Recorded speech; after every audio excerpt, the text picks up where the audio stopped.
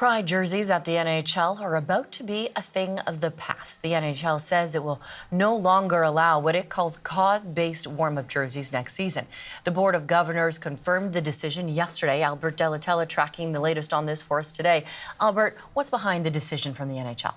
Sure, Natalie. Well, Commissioner Gary Bettman's view was that a string of refusals by certain players to wear Pride jerseys overshadowed efforts by all the teams to show their support for the LGBTQ community and other groups and causes. Yesterday, the NHL's Board of Governors said it agreed with that perspective. The league says teams will still celebrate Pride and other theme nights, but cause-based jerseys won't be worn by teams when they return to the ice. All 32 teams held Pride or Hockey is for Everyone nights this past season, but it's the Pride jerseys that have become a hot-button issue after multiple players refused to wear them.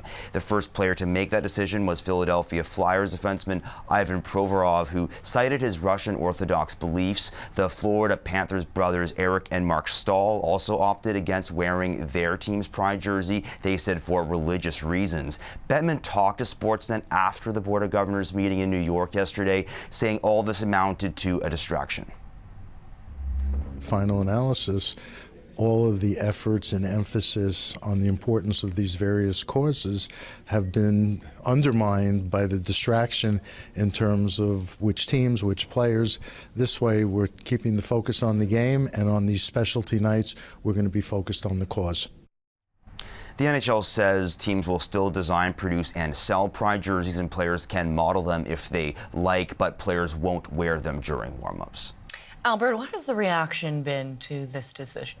Some people have noted the timing of the decision. Natalie, announced during Pride Month. The group You Can Play has worked with the leagues like the NHL against homophobia in sports. It said it was concerned and disappointed by the decision, and that the work to make locker rooms, boardrooms, and arenas safer, more diverse, and more inclusive needs to be ongoing and purposeful. It says it will continue working with the NHL to ensure that work happens. There's also been reaction on social media. Former NHLer Akim Aliu called the move absolutely shameful. He said, quote, that this is the epitome of bowing down to hate. And Sid Ziegler, who calls himself a gay sports writer, said hockey isn't for everyone, not yet. There are bridge-building ways to address this issue. The NHL keeps getting this wrong. Natalie. All right. Thank you, Albert. Of course.